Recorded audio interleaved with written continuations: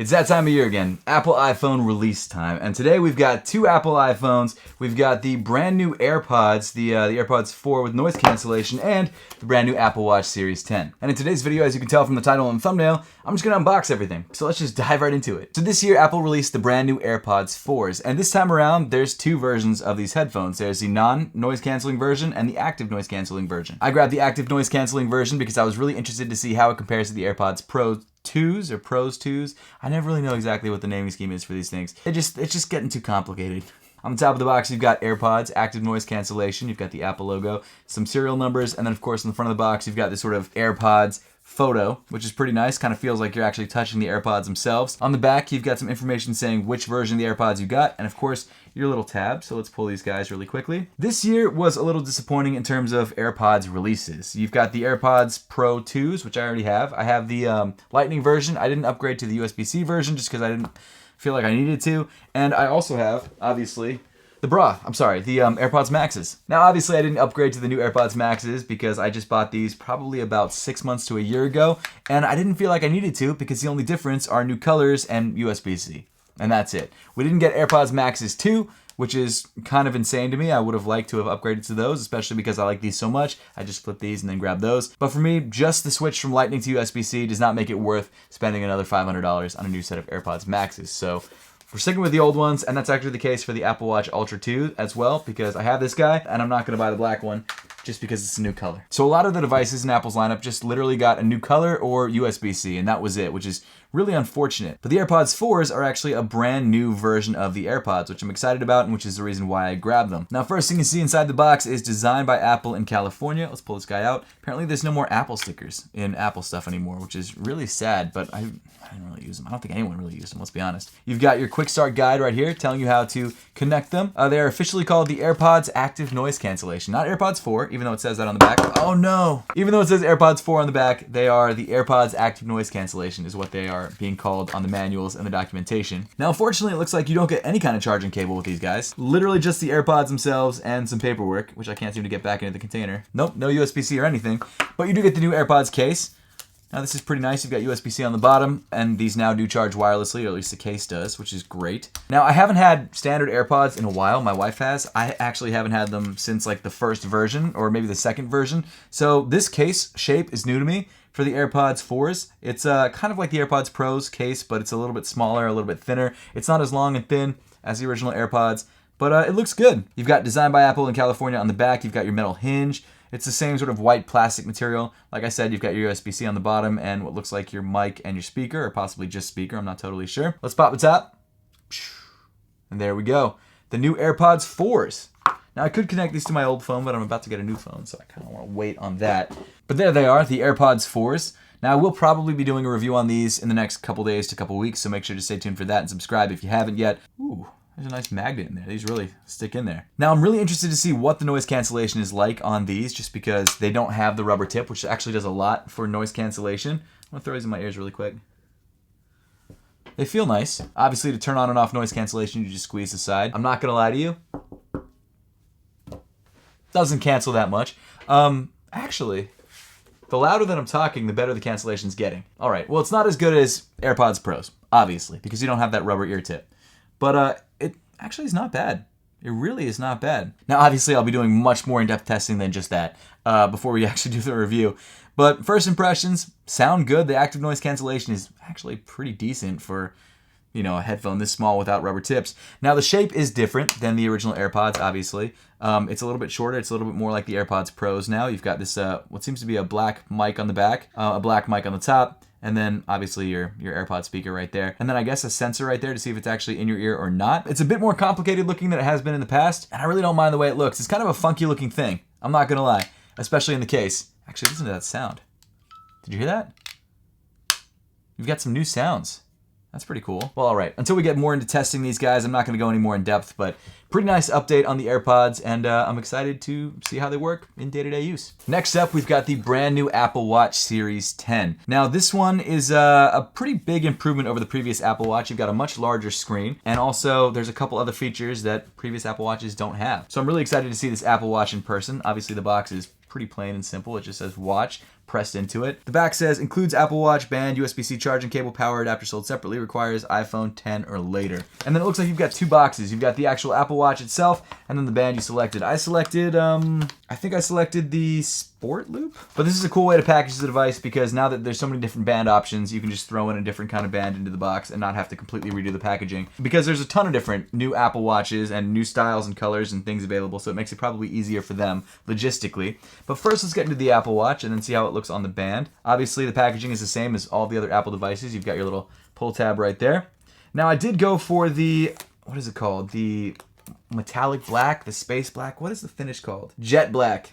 Jet black. I went for the jet black colorway because it's new and I was interested. So inside the box, we've got designed by Apple in California right here with the charging cable, it looks like. Is that what this is? Yes, that is what it is. I already have a bunch of Apple Watch charging cables. I don't even need to open this, to be honest, unless I need a replacement. The, well, one piece of paper, weirdly enough, in this little plastic loop thing. And then we've got the Apple Watch itself. So let's pull this guy out. Here we go. Ooh, that jet black is wild. Okay, so even the paper that this watch comes in is black. That's pretty cool. I got the 46mm version. Wow, look at that. It just looks like a pebble. It's so wild. The screen just kind of like melts into the side of the device. It's really cool. Now, obviously, this has a lot of new features because it is the new Apple Watch. And again, I'll be doing a full review on this in the next couple days, so stay tuned for that as well. And obviously comparing it to the Apple Watch Ultra 2. Now, until I actually pair this to an iPhone, I can't really see the screen size. Apparently, the screen is bigger and brighter, and there's a lot of things that it can do.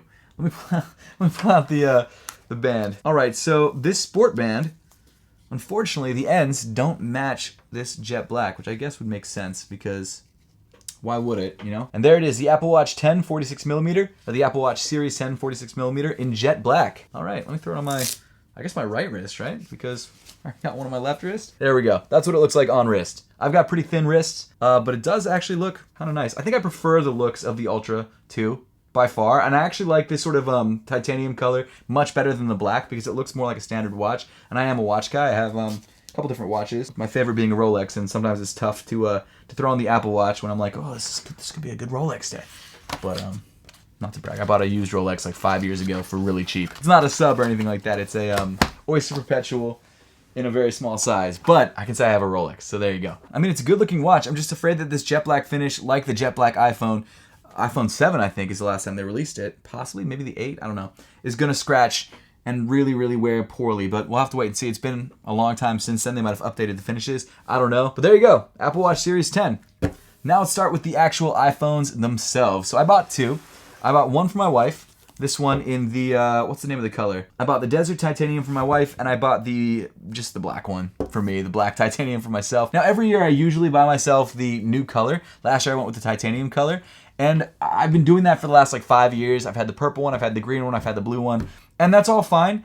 But I really like the black iPhone. And the more that I've used this titanium one, while I don't mind the way it looks, there's something about just having just an all-black phone that I think is cool and kind of stealthy. And my wife really liked the Desert Titanium, so that's what I got her. So you'll still get to see the Desert Titanium, and I do try and buy the new color, you know, for unboxing videos like this, just so you can see it. Let's be honest, you probably already watched like 18 different unboxing videos, so this is not going to be new to you. But I do usually try and buy the new color, whether it's for myself or for my wife, and up until now it's been for myself, just so you guys can see it and compare it to whatever phone you want to compare it to. So we've got these two iPhones. Let's start with the Desert Titanium because it is the iPhone 16 Pro. On the front of the box, you've got the embossed phone kind of popping off the front of the box. You've got these thinner bezels, which look really, really good. You've got iPhone written in this metallic desert titanium color. This is really the only color that's not like white, black, or standard titanium this year. They really went for a very simple look. It's kind of like the gold iPhone from years past.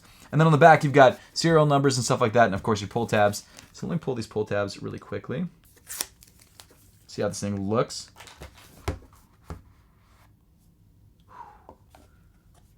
That's actually really nice. Wow. I'm gonna hold it because I always end up dropping the phone. That's actually a really, really, really nice color. Is it that different from last year's?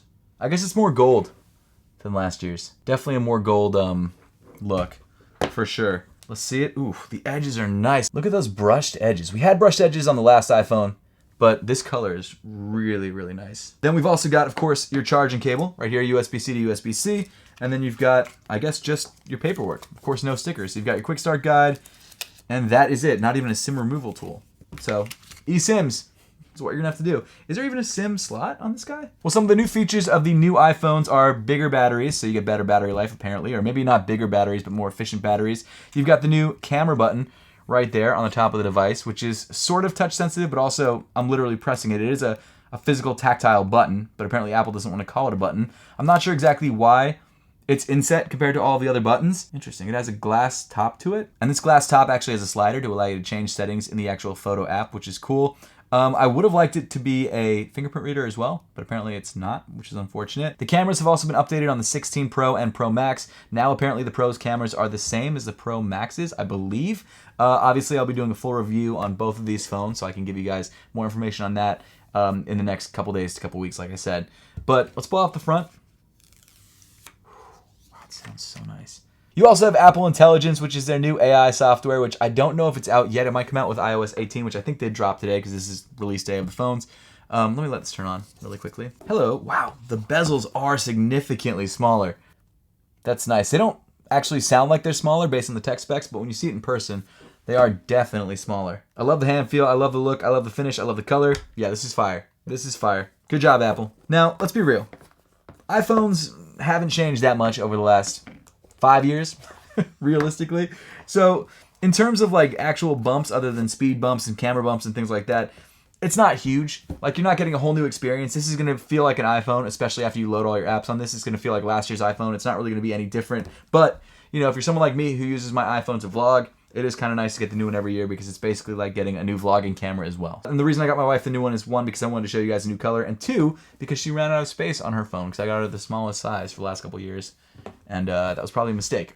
But now we move on to my iPhone. Wrong way around. This is the black titanium iPhone 16 Pro Max. Same sort of deal. You've got the image of the phone on the front, iPhone in black on the side and on the top. Not metallic though. Apparently the screens on both of these iPhones are bigger by like 0.1 inches, I think is the actual stat. Ooh, the black is nice. I really like this black. The black is really, really nice. That is a good looking phone. Now, I'll be honest, the brushed titanium edges are not as impressive as they are on the other color because it's just kind of black, but it is a really, really nice looking phone. Wow, love that sound. Now, I do want to compare this to my actual previous iPhone 15 Pro Max. Again, you've got the power cable and then the same sort of startup docks. I'm not even going to pull them out because no one really cares about that stuff because it's the same, and it's actually less than what you got in previous years, so no one cares. So here's last year's 15 Pro Max next to this year's 16 Pro Max, and is it actually bigger? I think it is a tad taller. Width-wise, it's about the same. But it does actually look a little bit taller. Ever so slightly taller. I didn't expect that at all. Wow, okay, so the screen size is bigger not just because of the bezels, but also because it's literally taller. Didn't know that. I'm assuming that's also the case for the standard Pros. But the color, I don't mind the titanium, it's fine. But if I had to go with one, it would probably be the desert titanium. There's kind of a side-by-side. I haven't seen the titanium on the 16, but I'm assuming it's exactly the same would be my guess. But I really like this gold sort of desert titanium. It's funny how all the leaks said that it was gonna be like a dark brown, and then it ended up being like a gold. They were pretty off on that one. Now in terms of inputs, the only difference is really just the new camera button on the new phone right here.